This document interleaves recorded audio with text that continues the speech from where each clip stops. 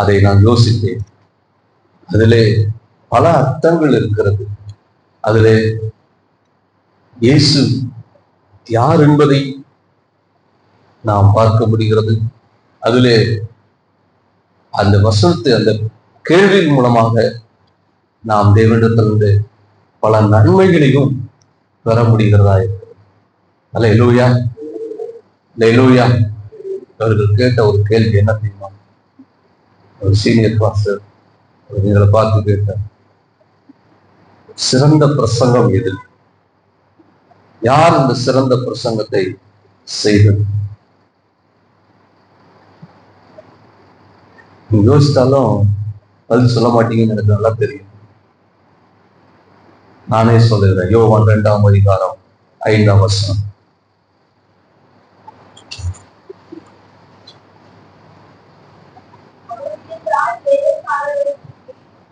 அவருடைய தாய் வேலைக்காரரை நோக்கி, அவர் உங்களுக்கு என்ன சொல்லுகிறாரோ அதன்படி செய்யுங்கள் என்றார். அல்லேலூயா, அல்லேலூயா. வேதத்திலே ஒரு சிறந்த பிரசங்கம் என்று சொன்னால் அதை செய்தது மரியாள். அவர் செய்த பிரசங்கம் 2 மணி நேர பிரசங்கம் அல்ல, பல மணி நேரம் பல நாள் பிரசங்கின பிரசங்கம் அல்ல. ஒரே ஒரு வார்த்தை தான் அவள் பிரசங்கித்தாள். அவள் செய்த பிரசங்கம் என்ன சொன்னால், அவர் உங்களுக்கு என்ன சொல்லுகிறாரோ அதன்படி செய்யுங்கள். அல்லேலூயா. அவர் உங்களுக்கு என்ன சொல்லுகிறாரோ. யாரு?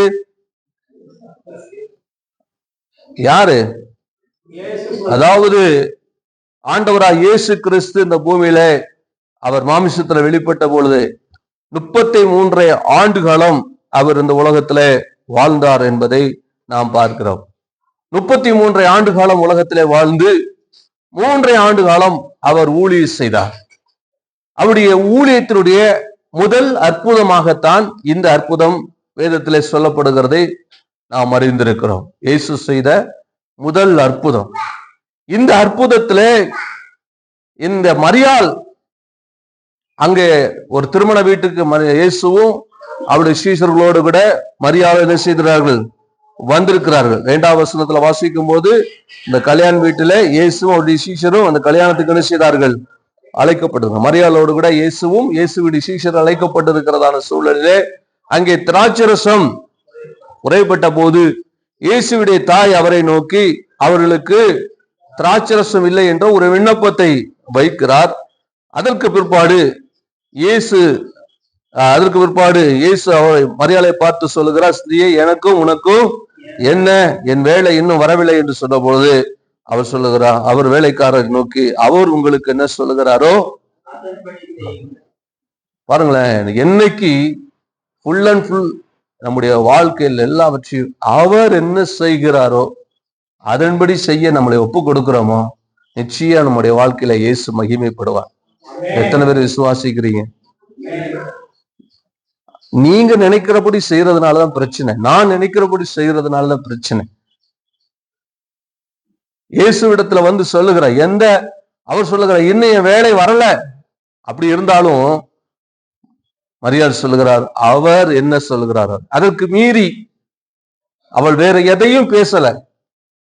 திருப்பியும் போய் அவர்கிட்ட போய் எப்படியாவது செஞ்சு கொடுன்னு கேட்கல. இயேசுவே எப்படியாவது அப்படின்லாம் சொல்லல. ஒரே வார்த்தை தான் வேலைக்காரர்களை பார்த்து சொல்லுகிறார். அவர் செய்ய சொன்னா செய்ய நான் வெற்றி. அவர் என்ன சொல்ற செய், என்ன சொல்றாரோ செய். நீங்க யாரு அதன்படி அப்படி செய்ய விரும்புகிறீங்களோ வாஞ்சிக்கிறீங்களோ உங்க வாழ்க்கை மட்டும்தான் இயேசுவினால் ஆசீர்வதிக்கப்படும்.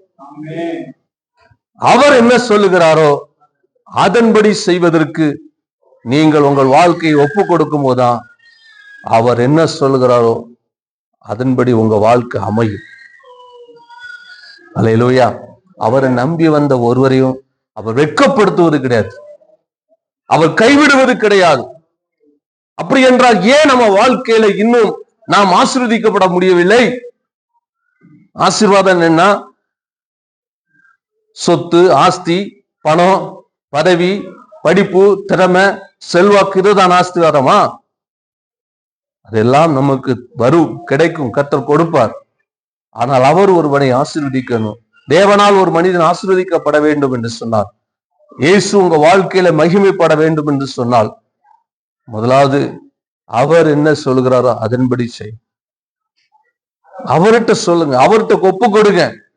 எந்த பதிலும் இல்லை என் வாழ்க்கையில ஆண்டவர்கிட்ட இந்த பதிலே இல்லையா, அவர் என்ன சொல்றாரோ சொல்றது. அவர் ஒருவேளை நீங்க கேட்கிற காரியத்திற்கு மாதிராக பதில் வருகிறதா? நீங்க மரியாள் சொல்லுகிறார், திராட்சரசம் குறைப்பட்டிருக்கிறதே, அவங்களுக்கு என்ன செய்யும்? குறைப்பட்டு இருக்கிறதே, அவர்களுக்கு திராட்சரசம் இல்லை. அவ்வளவுதான், ஒரே வார்த்தையில முடிச்சுட்டா. இயேசு சொல்கிறார், இன்னும் வேலை வரலையே ஸ்திரீயே. ஆனா மரியாள் சொல்கிறா, இதுக்கு மேல அவர்கிட்ட போய் எதையும் பேசல, கெஞ்சிட்டு இல்ல, ஒரே வார்த்தை அவர்கிட்ட ஒப்பு கொடுத்துட்டா. அவர் என்ன சொல்றாரோ செய்யுங்க. அல்லேலூயா. இந்த மனநிலை கிறிஸ்தவனுக்கு வந்துட்டா, நீங்களும் நானும் தேவனால் ஆசீர்வதிக்கப்படுவது 100% நிச்சயம். அல்லேலூயா. ஏன் இன்னும் நாம் ஆசீர்வதிக்கப்படவில்லை என்பதற்கு காரணம், இன்னும் நம்மை 100% அவர் சொல்லுகிறபடி செய்ய நம்மை ஒப்பு கொடுப்பதில்லை, விட்டு கொடுப்பதில்லை. அதற்கு மாறாகத்தான் எப்பொழுதுமே நாம் செயல்பட்டு கொண்டே இருக்கோம். ஆண்டவர் முடியாதுன்னா போராடுவோம், எப்படியாவது தாவும், எப்படியாவது செய்யும், எப்படியாவது உதையும், எப்படியாவது அடியும், எப்படியாவது எனக்கு வேணும், உடைக்கப்படுவதாக, விடுவிக்கப்படுவதாக. அப்படி சித்தத்துக்கு மாறாகவே நிறைய நாம் ஜபித்து கொண்டு இருக்கிறோம். அல்லேலூயா. எப்ப அவருடைய சித்தத்துக்கு நம்மை முழுவதுமாக ஒப்பு கொடுத்து அவர் என்ன சொல்லுகிறார் அதன்படி நாம் செய்கிறோமோ, அப்ப நம்முடைய வாழ்க்கை தேவனால் மேன்மைப்படும். அல்லேலூயா. இந்த அற்புதத்தை அவர் முதலாவது இந்த கல்யாண வீட்டிலே அவர் செய்தது மூலமாக அவர் மகிமைப்பட்டாராம். அல்லேலூயா. பாருங்க, 12ஆம் வசனத்துல 11ஆம் வசனத்துல வாசிக்கும் போது 11 இவ்விதமாக இயேசு இந்த முதலாம் அற்புதத்தை செய்து தம்முடைய மகிமையை அவர் வெளிப்படுத்தினார். அல்லேலூயா. இந்த முதலாவது அற்புதத்தை இயேசு இதுவரைக்கும் 33 ஆண்டு காலம் ஒரு உலகத்துல அவர் அம்சத்துல வெளிப்பட்ட 33 ஆண்டுகள் வாழ்ந்ததுல 30 ஆண்டு காலத்துல எதையும் செய்யல, இதுவரைக்கும் எந்த ஒரு அற்புதத்தையும் செய்யல.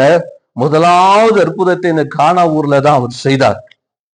அல்லேலூயா. காரணம், மரியாள் சொன்ன அந்த ஒரு வார்த்தை. அவர் என்ன சொல்லுகிறாரோ அதன்படி நீங்க அவர் விட்டு கொடுத்து பாருங்க, உங்க வாழ்க்கையில இயேசு மகிமைப்படுவார், தம்முடைய நாமத்தை அவர் மகிமைப்படுத்துவார். இதன் மூலம் அவரிடத்துல அநேகர் என்ன செய்தார்களாம்? ஆமா, உங்க வாழ்க்கை மூலமாக அநேகர் இயேசுவை விசுவாசிக்கத்தக்கதாக இயேசு உங்க வாழ்க்கையில மகிமைப்பட வேண்டும் என்று சொன்னால், முதலாவது அவர் என்ன சொல்லுகிறாரோ அதற்கு உங்களை ஒப்பு கொடுங்க. அல்லேலூயா. அவர் உங்கள் வாழ்க்கையில மகிமைப்படணும். உங்களை பார்த்து அநேகர் இயேசுவிடத்துல என்ன செய்யணும்? நிறைய பேர் சொல்றாங்க, நான் சுவிசேஷம் சொல்றேன், நான் மத்தவங்கிட்ட ஜெபிக்கிறேன், ஆனா ஒருத்தரும் ஆண்டவர் ஏற்றுக்கொள்ள மாட்டேன்றாங்களே, ஆண்டவரத்துல வர மாட்டேன்றாங்களே. உங்களை பார்த்து வரணும். நீங்க சொல்றதை காட்டிலும் உங்களை பார்த்து வரணும். உங்க வாழ்க்கையை பார்த்து ஆண்டவரிடத்துல யாரா வந்திருக்கிறாங்களா? நீங்க எதையும் பேசக்கூடாது, யாரிடத்துல எதையும் பேசக்கூடாது. பல நாட்கள் நீங்க ஆண்டவரை பத்தி சொல்லியிருப்பீங்க, நீங்க ஆண்டவரை பத்தி ஒரு வார்த்தை கூட சொல்லிடக்கூடாது. ஜெபம் பண்ணலாம். உங்களை பார்த்து ஒருவராது இயேசுவை விசுவாசித்திருக்கிறார்களா? விசுவாசித்தது உண்டா? உங்கள் வாழ்க்கையை பார்த்து, உங்களை பார்த்து. அப்படின்னா இன்னும் உங்க வாழ்க்கையில இயேசு மகிமைப்படல. என்னுடைய வாழ்க்கையை பார்த்து, என்னை பார்த்து ஒருவர் இயேசுவை விசுவாசிக்கவில்லை என்றால் இன்னும் என் வாழ்க்கையிலே ஏன் மூலமா இயேசு மகிமைப்படல. அல்லேலூயா. நம்ம எல்லாம் என்ன நினைச்சிட்டு இருக்கிறோம்? எப்படியாவது ஜெபம் பண்ணி ஆத்துமாவை ஆதாயம் பண்ணிடணும், எப்படியாவது செஞ்சிடணும், எப்படியாவது. இதுதான் நம்முடைய மனநிலை. எப்படியாவது அல்ல, அவர் என்ன சொல்கிறாரோ அதன்படி செய்யும் பொழுது அவர் உங்களில் மகிமைப்படுவார், உங்க மூலமா உங்களை பார்த்து அநேகர் இயேசுவிடத்தில் என்ன செய்வார்கள்? விசுவாசம். அவருடைய சீஷர்கள் அவரிடத்துல என்ன செஞ்சாங்க? இந்த ஒரு காரியத்தின் நிமித்தமா, அவர் செய்த இந்த அற்புதத்தின் நிமித்தமா அவருடைய சீஷர்கள் அவரிடத்திலே அல்லேலூயா அவரிடத்துல விசுவாசம் வைக்கக்கூடிய அளவு. இன்னைக்கு உலகத்துல எத்தனையோ மார்க்கங்கள் இருக்கிறது, இருந்துட்டு போட்டோம். மார்க்கத்தை பத்தி கவலையே இல்லை எனக்கு. எத்தனை மார்க்கங்கள் இன்னும் தோன்றட்டும், கவலையே கிடையாது. ஒரு ஆண்டவராய் இயேசு கிறிஸ்துல விசுவாசிக்க வேண்டும் என்று சொன்னார். முதலாவது நீங்களும் நானும் நம்முடைய வாழ்க்கை அவர் கையில ஒப்பு கொடுக்கப்பட்டு அவர் மகிமைப்படும் பொழுது எந்த மார்க்கத்தை சேர்ந்தவனா இருந்தாலும் இயேசுவின் மேல் விசுவாசம் வைக்கிறவனாய் மாறுவான், மாற்றப்படுவான். அல்லேலூயா. இல்லைன்னா நாம் என்ன எவ்வளவு பெரிய ஊழியத்தை செஞ்சாலும் அதுல அர்த்தம் கிடையாது, பலன் கிடையாது. எவ்வளவு கோடிக்கணக்கில் நாம் செலவழித்தாலும் பலன் கிடையாது. நீங்க அப்போஸ்தலர் நாட்கள், அப்போஸ்தலர் காலங்களை வாசித்து பாருங்க. கோடிக்கணக்கில் பலன் செய்து பணத்தை செலவழித்து ஆத்துமாவை அவங்க ஆதாயம் பண்ணல. அதுக்காக பணமே செலவழிக்க கூடாதுன்னு செலவழிக்க வேண்டிய சூழ்நிலைகள் இருக்கிறது, சூழ்நிலைகள் வருகிறது. நாம் ஊழியத்துக்காக சில காரியங்களை செய்கிறோம், தவறல்ல. ஆனால் அநேகருடைய நோக்கம், அநேகருடைய மனநிலை பணம் இருந்தாதான் ஊழியம் செய்ய முடியும், இந்த காரியம் இருந்தாதான் ஊழியம் செய்ய முடியும். நான் சொல்றேன், உங்க வாழ்க்கையில கிறிஸ்து மகிமைப்பட்டாலே அதன் மூலம் அநேகர் இயேசுவின் மேல் விசுவாசம் வைக்கிறவர்களாய் மாற்றப்படுவார்கள். அப்படி மாற்றப்படணும்னா உங்க வாழ்க்கைய எப்படி செய்யணும்? என்ன பண்ணணும்? அவர் என்ன சொல்றாரோ அதன்படி செய்ய ஒப்பு கொடுங்க. உங்களை முதலாவது ஒப்பு கொடுங்க, உங்க குடும்பத்தை ஒப்பு கொடுங்க. உங்களுக்கு நான் இப்படிதான், இதைதான் செய்யணும், அதைதான் செய்யணும். நம்முடைய திட்டம், நம்முடைய எண்ணங்கள், நம்முடைய சித்தத்தின்படியே நீ ஓடுகிற வரையிலும் ஓடுன்னு விட்டுருவார். ஆனா அவ்வளவு நாள் ஓடுன ஓட்டம் எல்லாம் வீண் தான். பின்னால திரும்பி பார்க்க இப்ப தெரியாது. இப்போ நீங்க சாதிச்சது மாதிரி நான் சாதிச்ச மாதிரி எனக்கு தெரியுது. அவர் இல்லாம, அப்படி நாம மகிமைப்படாம, அப்படி சித்தத்தை செய்யாம, அவருக்குள்ளான ஒரு வாழ்க்கையை வாழாம, அவரோடு கூட இருக்கிற ஒரு உறவு நம்ம இடத்துல இல்லாம, வெறுமனே என் வாழ்க்கையில நான் விரும்புகிற காரியங்களுக்கு மட்டும் நான் ஓடிட்டு இருக்கிறேன்னா அதெல்லாம் வீண் தான். ஒரு நாள் திரும்பி பார்க்கும் போதுதான் தெரியும், இவ்வளவு வீணாக நான் ஓடிட்டேனே. பரிசுத்த பவுல் அதான் சொல்லுகிறார், நான் ஓடினதும் வீணாயில் போகலங்கிற. என்னைக்கு ஆண்டவர் இயேசுவை அவர் அறிந்து கொண்டாரோ அவர் சொல்லுகிற அந்த நாள்ல இருந்து அவர் ஓடின ஓட்டம் அது வீணாகாதபடிக்கு அவர் ஆண்டவர் இயேசு அவரை சந்தித்த மாத்திரத்துல அடியன் என்ன செய்ய சித்தமாயிருக்கிறார் என்று இயேசுவின் கரத்துல தன்னை என்ன செய்தான்? அர்ப்பணித்தார். இன்னைக்கு உங்க வாழ்க்கையை இயேசுவின் கரத்துல அர்ப்பணிங்க. அவர் என்ன செய்ய விரும்புது? நீர் என்ன செய்ய? நான் நினைக்கிறது இருக்கட்டும், நான் சிந்திக்கிறது இருக்கட்டும், என் திட்டம், என்னுடைய காரியங்களா இருக்கட்டும். ஆண்டவரே, நீர் என்ன செய்ய விரும்புகிறேன்? நீர் என்ன செய்ய சித்தமாய் இருக்கிறேன்? நீர் என்ன செய்யணும்னு சொல்லுகிறேன்? அவர் என்ன சொல்லுகிறாரோ அதன்படி செய்யுங்கள். அவர் உங்கள் வாழ்க்கையில என்ன செய்வார்? மகிமைப்படுவார். சரி, இப்பொழுது இந்த அற்புதம் நடப்பதற்கு முதலாவது காரணம், இயேசு கிறிஸ்துவை பெற்றெடுத்ததான மரியாள்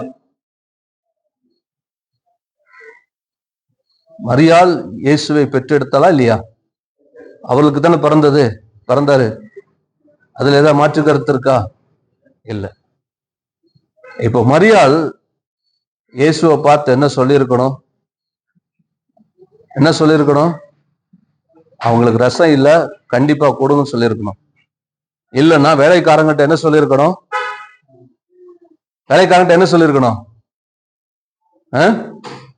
சொல்லுங்க, வேலைக்காரன் என்ன சொல்லியிருக்கணும்? இப்ப அவரெல்லாம் நம்பாதீங்க, அவர் சரியில்லை அப்படின்னு சொல்லியிருக்கலாம். நீ நிறைய பெற்றோர், நான் சொல்றேன், நீங்க தான் உங்க பிள்ளைகளை குறித்து சாட்சி கொடுக்கணும். ஆனா பொய் சாட்சி நிறைய கொடுக்கிறவங்க இருப்பாங்க. பிள்ளை எவ்வளவு மோசமான இருந்தாலும் பொய் சாட்சி கொடுக்கிறவங்கள பொய் சாட்சி இல்லை, உங்க பிள்ளைகளை குறித்த நற்சாட்சி கொடுக்க பெற்றோர்களாகிய நாம் கடமைப்பட்டு இருக்கிறோம். நாம தான் நம்முடைய பிள்ளைகளை குறித்த நற்சாட்சி கொடுக்கணும். நிறைய பெற்றோர் சொல்லுவாங்க, அவங்கெல்லாம் அவன் ஒரு வேலைக்கும் காகாது. அவனா அதை செய்யவே மாட்டான். அவனுக்கெல்லாம் அவன் மூளை இல்லாத பையன், அவன் வேலை செய்யவே மாட்டான், சோம்பேறி. அவங்ககிட்ட எல்லாம் அந்த காரியத்தை கொடுக்க கூடாது. அவங்கெல்லாம் அந்த காரியத்தை செய்ய மாட்டாங்க, பெற்றோரே சொல்லுகிறது. ஆனா இயேசுவை குறித்து அவருடைய தாயார் சொல்லுகிறார், அவர் சொல்லுகிறாரோ அப்படின்னா எந்த அளவிற்கு இயேசுவை மரியாள் நன்கு அறிந்திருக்கிறா பாருங்க. தான் பெற்றெடுத்த பிள்ளையா இருந்தாலும் இயேசுவை தன்னுடைய பிள்ளையா பார்க்கல, தன்னுடைய பிள்ளையா பார்க்கல, அதை விட மேலான நிலையில பார்க்கிறான். அவர் மேல அவ்வளவு நம்பிக்கை அவருக்கு இருக்கு அப்படின்னு சொன்னா, அப்போ இயேசுவை அவள் எந்த அளவுக்கு தான் பெற்ற பிள்ளையா இருந்தாலும் அவள் எந்த அளவுக்கு அவரை குறித்து அறிந்திருக்கிறார். நான் சொல்றேன், உங்க குடும்பத்தை குறித்து உங்களுக்கு அறிந்திருக்கிறீங்களா? உங்க பிள்ளைகளை குறித்து அறிந்திருக்கிறீங்களா? உங்கள் வாழ்க்கை குறித்து நீங்க அறிந்திருக்கிறீங்களா? அறிந்திருக்கிறீங்களா?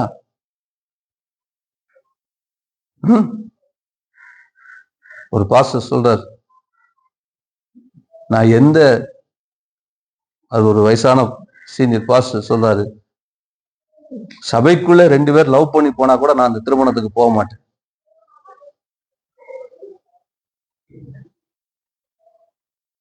ஏன் சொல்ற அப்படின்னா, அவர் சொல்றாரு, ஆனா அதை விட மோசம் ஆண்டவர் அறியாதவங்க பின்னால ஓடுறாங்க.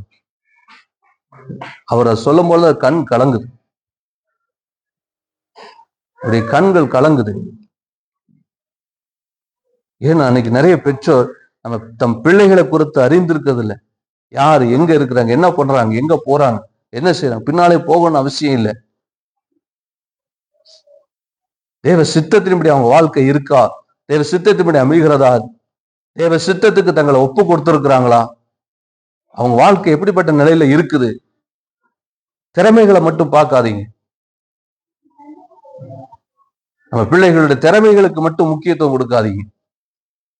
திறமைகளை வளர்க்க வேண்டியது அவசியம், நல்ல படிப்பு அவசியம், எல்லாம் அவசியம். ஆனால் அவர்கள் தேவனுக்கு தங்களை அர்ப்பணித்திருக்கிறாங்களா? விசுவாச குடும்பத்துல பிறந்து பல வருஷங்கள் ஆகி கூட இன்னும் ஞானசம் எடுக்காதவங்க. நீங்க ரட்சிக்கப்பட்ட பிறகு உங்க பிள்ளைகள் உங்களுக்கு பிறந்து, நீங்க ஆண்டவர் அறிந்து கொண்டு பிறகு பிறந்தும் இன்னும் ஞானசம் எடுக்காத பிள்ளைகள் உங்க வீட்டுல இருக்கிறாங்கன்னா, பெற்றோர் நீங்க தான் உத்தரவாதி, பதில் சொல்லணும் ஆண்டவருக்கு. பிள்ளைகளை எப்படி வளர்த்துருக்கிறீங்க, பிள்ளைகள் எப்படி வளர்க்குறீங்க? இன்னும் பிள்ளைகள் உங்களுக்குள்ள ஆண்டவருக்குன்னு தங்களை ஒப்பு கொடுக்கலையே, அதை பாக்குறீங்களா? அவங்களுக்கு வேண்டிய சகல காரியங்களையும் செய்கிற நீங்க ஏன் இன்னும் பிள்ளைகள் ஆண்டவருக்குன்னு தங்கள் வாழ்க்கையை ஒப்பு கொடுக்காம இருக்கிறாங்க? உங்க பிள்ளைகள் அப்படி சித்தத்துக்கு ஏன் இன்னும் ஒப்பு கொடுக்காம இருக்கிறாங்க? வாட்ச் பண்ணுங்க. ஏதோ மாறான காரியம் அவங்களுக்கு நடந்துட்டு இருக்குது, ஏதோ வித்தியாசமான பாதையில் அவங்க போயிட்டு இருக்கிறாங்க, தேவ சித்தத்துக்கு மாறா செஞ்சிட்டு இருக்கிறாங்க, தேவ திட்டத்துக்கு மாறா செஞ்சிட்டு இருக்கிறாங்க.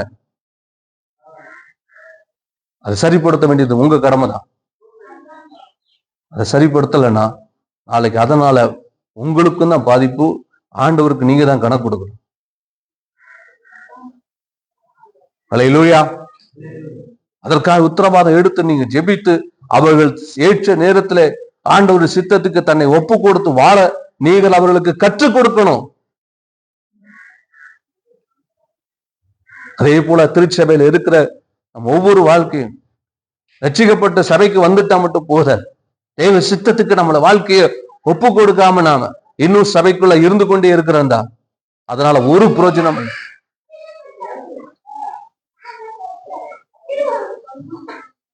சில நேரங்களை நானே வெட்கப்பட்டு நிற்கிறேன். சிலர் வாழ்க்கையில் அவங்க எங்க இருக்கிறாங்க, என்ன பண்றாங்க, எது தெரியாமல தான் நானும் இருக்கிறேன். அதுக்காக வெட்கப்படுறேன். அநேகரை குறித்து அறிந்து கொள்ள முடியல. அவங்க நல்லா ஜெபம் பண்றாங்க, நல்லா இருக்கிறாங்கன்னு நம்ம நினைக்கிறோம். திடீர்னு எல்லாம் மாறுது, திடீர் வித்தியாசமா போக ஆரம்பிக்கிறாங்க. ஒழுக்கமற்ற வாழ்க்கை, சத்தியத்துக்கு மாறான வாழ்க்கை, மிக வேதனையான இப்படிப்பட்ட காரியங்களிலிருந்து நாம் மனம் திரும்பி தேவ சித்தத்துக்கு நம்மளை ஒப்பு கொடுக்கணும். தேவ சித்தத்துக்கு நம்மளை அர்ப்பணிப்போம். அல்லேலூயா. பாருங்க, மரியாள் அவரை குறித்து என்ன செய்கிறார்? நன்கு அறிந்து அவரை குறித்து சாட்சி கொடுக்கிறது. அவரை குறித்து கொடுக்கக்கூடிய ஒரு சாட்சி.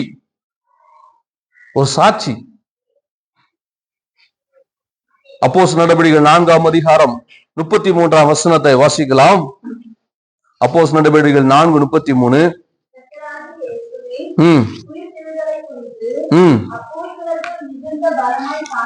பாருங்க, இயேசு கிறிஸ்துடைய உயிர்த்தெழுதலை குறித்து சீஷர்கள் என்ன செஞ்சாங்க?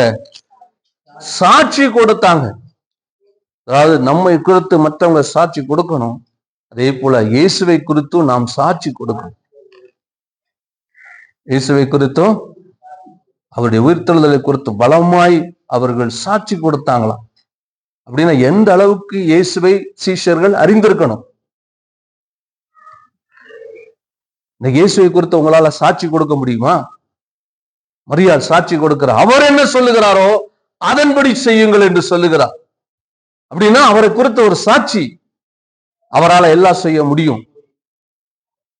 இன்னைக்கு உங்களால அப்படி சொல்ல முடியுமா? இயேசுவை குறித்து ஒரு சாட்சி கொடுக்க முடியுமா? அன்னைக்கு சீஷர்கள் என்ன செஞ்சாங்களாம்? உயிர்த்தெழுந்த இயேசுவை குறித்து பலமாய் அவர்கள் என்ன செஞ்சாங்க? 5ஆம் அதிகாரம் 32ஆம் வசனம் வாசிங்க.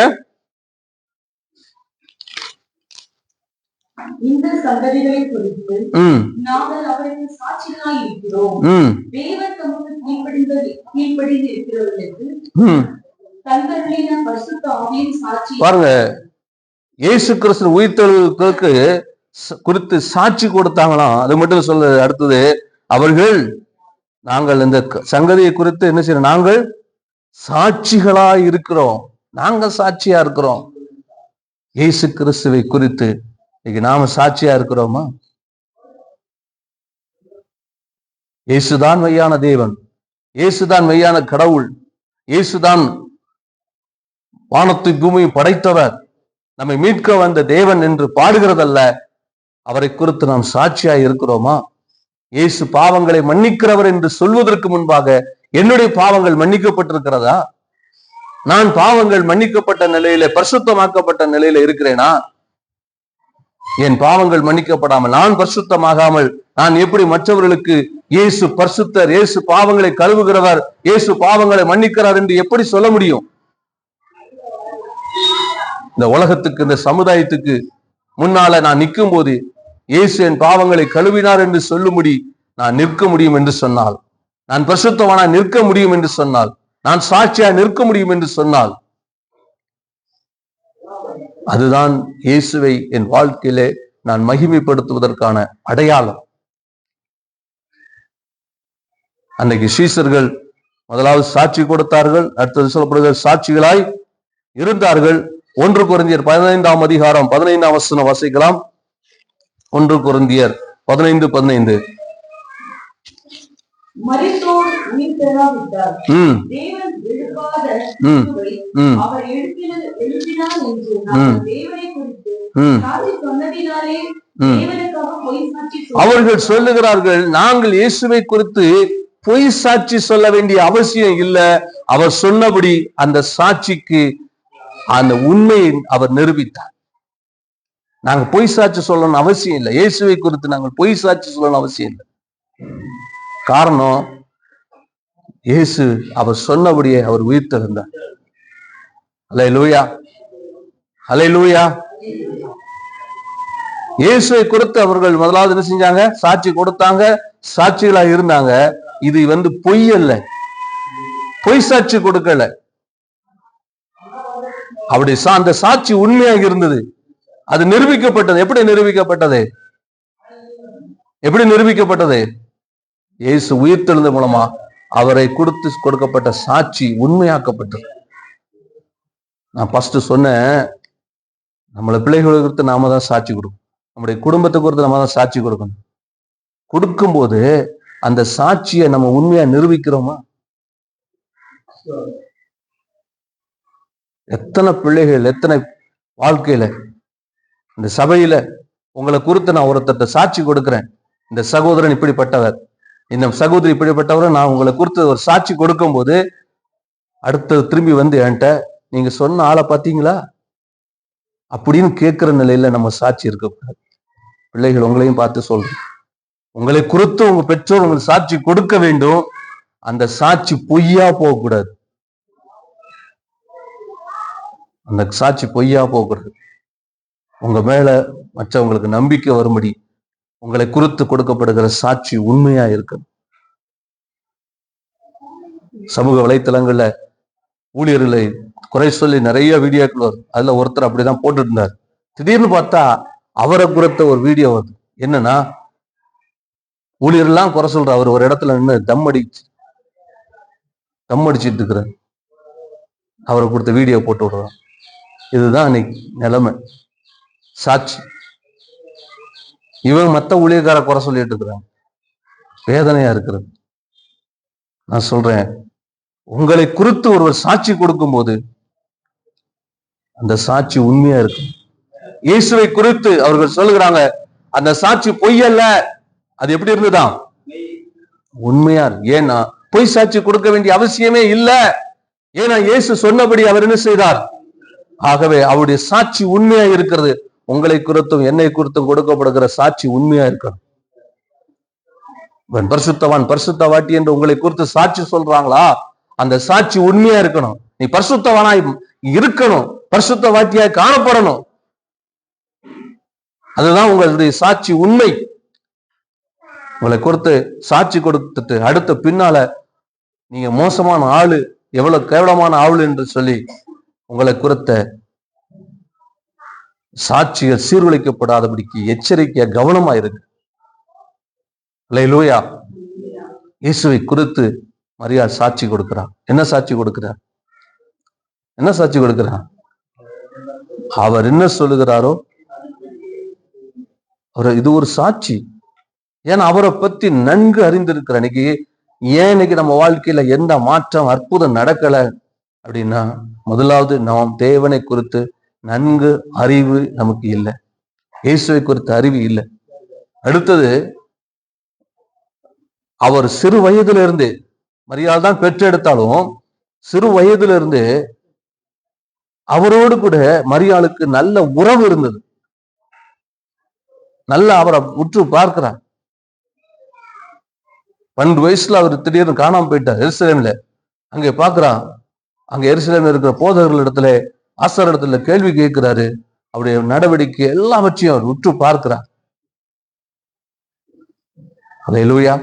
இன்னைக்கு நம்ம வாழ்க்கையிலும் கூட நம்மை கொடுக்கக்கூடிய சாட்சி உண்மையா இருக்கணும். அடுத்தது, நாம் தேவன் ஆண்டவராய் இயேசு கிறிஸ்துவை நாம் எந்த அளவுக்கு உண்மையாய் அவர் அறிந்திருக்கிறோம், அந்த அறிவுதான் நம்ம வாழ்க்கையில் அவர் கிரியை செய்வதற்கு, அவர் மகிமைப்படுவதற்கு ஏதுவாய் காணப்படும். அல்லேலூயா, அல்லேலூயா. இரண்டாவது, இயேசுவை அவர் என்ன சொல்லுகிறாரோ அதன்படி செய்யுங்கள் என்று மரியாள் சொல்லுகிறார். அப்படி சொல்லுகிறதற்கு காரணம் என்ன அப்படின்னா, தான் பெற்ற பிள்ளையா இருந்தாலும், இயேசுவை அவள் பெற்று எடுத்திருந்தாலும், அவ இயேசுவை எப்படி பார்க்கிறாய் என்கிறதான் முக்கியம். ஏன்னா எந்த யூதனும், அவள் ஒரு யூதன், யூத குடும்பத்தை சேர்ந்தவர், எந்த ஒரு யூதனும் யெகோவா தேவனை தவிர வேறு யாரையும் தேவனாக அவர்கள் ஏற்றுக்கொள்ள மாட்டார்கள். தேவனுக்கு நிகராக யாரையும் வைக்க மாட்டார்கள். ஆனா இந்த மரியாள் இயேசுவை யாரா பார்க்கிறா அப்படின்னா, தேவனா பார்க்கிறா. ஏன்னா அவளுக்கு தெரியும், மார்க்கு சுவிசேஷம் 10ஆம் அதிகாரம் 27ஆம் வசனத்துல, மார்க்கு 10:27, இயேசு அவர்களை பார்த்து, மனுஷரால் கூடாதல்ல, தேவனாலே எல்லாம் கூடும் என்றார். மரியாளுக்கு தெரிந்த ஒரு காரியம், தேவனால் எல்லாம் கூடும். அப்படி என்றால் இயேசு தேவனானால் அவரால் எல்லாம் கூடும். ஆகவே தான் அவர் சொல்லுகிறார், அவர் என்ன சொல்லுகிறாரோ அதன்படி செய்யுங்க. அல்லேலூயா. இயேசுவை அவள் தேவனாய் ஏற்றுக்கொண்டவள். தான் பெற்ற பிள்ளையாய் இருந்தாலும், தன் மகனாய் இருந்தாலும், அவள் தேவன் இயேசுவை எப்படியா பார்க்கிறா? தேவனா பார்க்கிறா. தேவன் ஒருவர் மாத்திரம்தான் எல்லாத்தையும் செய்ய முடியும். அதனால்தான் சொல்றா, அவர் என்ன சொல்லுகிறாரோ ஏன்னா அவரால் எல்லாம் செய்ய முடியும். ஏன்னா அவர் யாரு?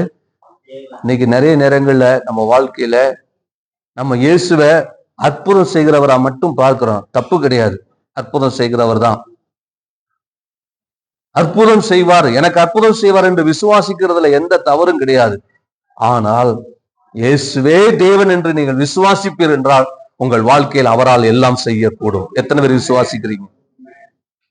என்ன விசுவாசம்? இயேசு அற்புதம் செய்வார் இல்ல, இயேசுவே தேவன். அல்லேலூயா. அதனாலதான் அவர் சொல்றார், அவர் என்ன சொல்லுகிறாரோ தேவன் எல்லாத்தையும் செய்ய வல்லவர். அல்லேலூயா. நம்முடைய விசுவாசம் இயேசு அற்புதம் செய்வார் என்றல்ல, இயேசு தேவன் என்கிற விசுவாசம் நம்முடைய வாழ்க்கையில் அவசியம். மூன்றாவதாக, மரியாள் ஒரு கன்னியாக இருக்கும் பொழுது, அவள் ஒரு கன்னிகையாக இருக்கும் பொழுது, அந்த கன்னிகை இன்னும் ஒரு புருஷனை அறியாத நிலையில அவள் வயிற்றிலே ஒரு குழந்தை உற்பமாகிறது. இது இயற்கைக்கு மாறாக இதுவரைக்கும் நடக்காத ஒரு சம்பவம் அவ வாழ்க்கையில் நடக்குது. இந்த ஒரு அற்புதம், அவளால இந்த அற்புதத்தை சரியாக, அந்த அற்புதத்தை ஆரம்பத்தில் அவளால் புரிந்து கொள்ள முடியலனாலும் தன் வாழ்க்கையில நடந்த அந்த அற்புதத்தை அவர் சிந்திச்சு பார்க்கிறார். இதுவரைக்கும் நடக்காத ஒரு காரியம், ஒரு கன்னியாகிய அவள் வயிற்றிலே ஒரு குழந்தை பெற்றெடுத்தது. இத என் வாழ்க்கையில கடவுள் செய்கிறார்.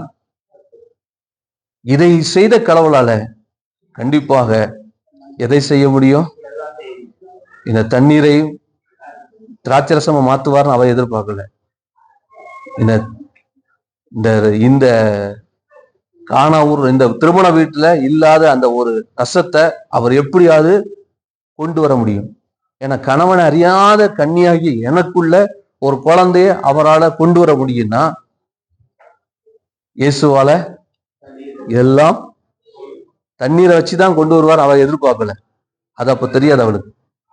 அவர் என்ன சொல்றார் அப்படி செய்யுங்கன்னு தான் சொல்லியிருக்கிறார். இல்லாத இந்த குறை ரசம் இல்லை, அது எப்படியாவது அந்த ரசத்தை கொண்டு வர இவரால் என்ன செய்யும்? அல்லேலூயா. உங்க வாழ்க்கையில தேவன் இதுவரைக்கும் செய்த அற்புதத்தை நீங்க கொஞ்சம் திரும்பி பாருங்க. திரும்பி பாருங்க. எப்படிப்பட்ட நிலையில, இயற்கைக்கு அப்பாற்பட்ட முறையில, எந்த மருத்துவத்தாலும் செய்ய முடியாத அப்படிப்பட்ட அற்புதத்தை தேவன் நம்ம வாழ்க்கையில பல காரியங்களை செஞ்சிருக்கிறார். எத்தனையோ நன்மைகள் ஆண்டவர், எத்தனையோ அற்புதங்கள் இதுவரைக்கும் செஞ்சதை என் வாழ்க்கையில இதை செஞ்ச ஆண்டவர் ஏன் எனக்குள்ள இருக்கிற இந்த வியாதியை சுகமாக்க முடியாது? ஏன் எனக்குள்ள இருக்கிற அந்த பிரச்சனையை சரிப்படுத்த முடியாது? ஏன் என் கஷ்டத்தை மாற்ற முடியாது? ஏன் என் வேதனையை மாற்ற முடியாது? ஏன் என் தேவையை சந்திக்க முடியாது? எத்தனையோ நேரங்கள்ல ஒன்றுமில்லாத சூழ்நிலையில என் தேவையெல்லாம் தேவன் சந்தித்தாரே, என் பிரச்சனையை மாத்தினாரே, என் வியாதியை சுகமாக்கினாரே. ஏதே ஆண்டவர் இன்னைக்கும் எனக்கு ஒரு அற்புதத்தை அவர் செய்ய முடியும்னு நீங்க விசுவாசித்து பாருங்க. நீ விசுவாசித்தால் தேவனுடைய மகிமையே. மரியாள் பாக்குறா, எனக்கு ஒரு நான் கன்னியா இருக்கும்போது எனக்குள்ள கடவுள் ஒரு அற்புதத்தை செய்தார். சாத்தியமில்லாத ஒன்றை அவர் சாத்தியப்படுத்தினார். அதே ஆண்டவர் இந்த இடத்திலும் அவரால் செய்ய முடியும். அன்னைக்கு உங்க வாழ்க்கையில் ஆண்டவர் அற்புதத்தை செஞ்சாரு. பாவியாய் இருந்த உங்களை ரட்சித்து, பாவியாய் இருந்த உங்களை இன்னைக்கு அவருடைய பிள்ளையா மாற்றினார். இதே ஒரு பெரிய அற்புதம். என் பாவத்தை மன்னித்தார், என் பாவத்தை கழுவினார், என்னை பரிசுத்தமாக்கினார், என்னை அவருடைய பிள்ளையா மாற்றி இருக்கிறார். இந்த அற்புதத்தை என் வாழ்க்கையில செய்த ஆண்டவர் நிச்சயமா நான் இன்றைக்கு எந்த ஒரு காரியத்துல அற்புதத்தை எதிர்பார்த்து இருக்கிறனோ அதே காரியத்துல இயேசு இன்னைக்கு ஒரு அற்புதத்தை செய்ய முடியும். நீங்க விசுவாசித்து பாருங்க. அவர் நிச்சயமா இந்த அற்புதத்தை செய்ய போதுமானவரா இருக்கிறார். அந்த விசுவாசம் இருந்தா அவர் என்ன சொல்கிறாரோ அதன்படி செய்ய நம்மளை ஒப்பு கொடுப்போம். அல்லேலூயா. சில நேரம் அது இல்லாதனாலதான் நம்ம பிரச்சனையை மட்டுமே முன்வைத்து அவரிடத்துல போராடி கொண்டு இருக்கிறோம். இது நடக்கணும், இது வேணும், இது கிடைக்கணும். என்னைக்கு ஒன்றுமில்லாத அவள் வாழ்க்கையில, ஒரு கன்னியாகி அவர் வாழ்க்கையில இயேசு ஒரு கற்பந்தரித்து அவர் ஒரு குழந்தையா அந்த இடத்துல வயிற்றுல பிறக்க முடியும்னா, இந்த ஒரு கல்யாணத்துல திராட்சரசம் இல்லாத சூழ்நிலையில ஒண்ணுமே இல்லை, எந்த சாத்தியமாங்க அங்க பார்க்கும்போது இயேசு காற்றாடியை கொண்டு என்ன இருக்கு தண்ணியை நிரப்புங்கன்னு சொல்ற வரைக்கும் அங்கே மரியாளுக்கு எதுவுமே தெரியாது. ஆனா ஒண்ணு தெரியும், இந்த ரசம் இல்லாத இந்த சூழ்நிலை மாற்ற அவரால் முடியும். இன்னைக்கு உங்களை பார்த்துன்னு சொல்ற அதுதான், நம்ம முன்னால இருக்கிற பல காரியங்களை பார்க்காதீங்க. இயேசு நமக்கு ஏற்கனவே செய்த அற்புதத்தை நீங்க கண்ணோக்கி பாருங்க, விசுவாசிங்க. இன்னைக்கு ஒரு அற்புதத்தை இயேசு உங்கள் வாழ்க்கையில செய்வார். மரியாளுடைய அந்த ஒரு பிரசங்கம், அவர் செய்த அதே ஒரு பிரசங்கம், அவர் என்ன சொல்லுகிறாரோ அதன்படி செய். இந்த ஒரு பிரசங்கம் எவ்வளவு காரியத்தை செஞ்சிருக்கு பாருங்க. இயேசு அந்த இடத்துல மகிமைப்பட்டார், இயேசுவை அநேகர் விசுவாசித்தார்கள். அந்த ஒரு பிரசங்கத்தின் மூலமா ஒரு பெரிய அற்புதம் நடந்துச்சு. அந்த ஒரே வார்த்தையில அற்புதங்கள் நடந்துச்சு. இன்னைக்கு உங்க வாழ்க்கையில ஆண்டவர் அற்புதத்தை செய்ய அவர் வல்லவராய் இருக்கிறார். இயேசுவை எப்படி பார்க்குறீங்க? அற்புதம் வேண்டும் என்றக்காக அவரை அற்புதம் செய்கிறவராக அல்ல, அவரே தேவன் என்பதை விசுவாசித்து பாருங்க, உங்க வாழ்க்கையில அவர் ஒரு அற்புதத்தை செய்ய முடியும். நீங்க விரும்புகிறபடி அல்ல, அவர் உங்கள் வாழ்க்கையில என்ன செய்ய விரும்புகிறாரோ அவருடைய சித்தத்துக்கு உங்களை ஒப்பு கொடுத்து, அவர் என்ன செய்ய சுத்தமா இருக்கிறாரோ அதன்படி உங்களை ஒப்பு கொடுத்து பாருங்க. இன்னைக்கு எதெல்லாம் உங்க வாழ்க்கையில வெறுமையா இருக்கிறதோ அதை எல்லாவற்றையும் அவர் மாற்ற வல்லவராய் இருக்கிறார். கண்களை மூடி நாம் ஜெபிப்போமா? ஹல்லேலூயா. எல்லாரும் ஜெபிப்போம். ஹல்லேலூயா. ராபாலா ஷபாலா போதியாந்த ரபா ஓரி கரபா ஷந்துரு தீஹாந்துரு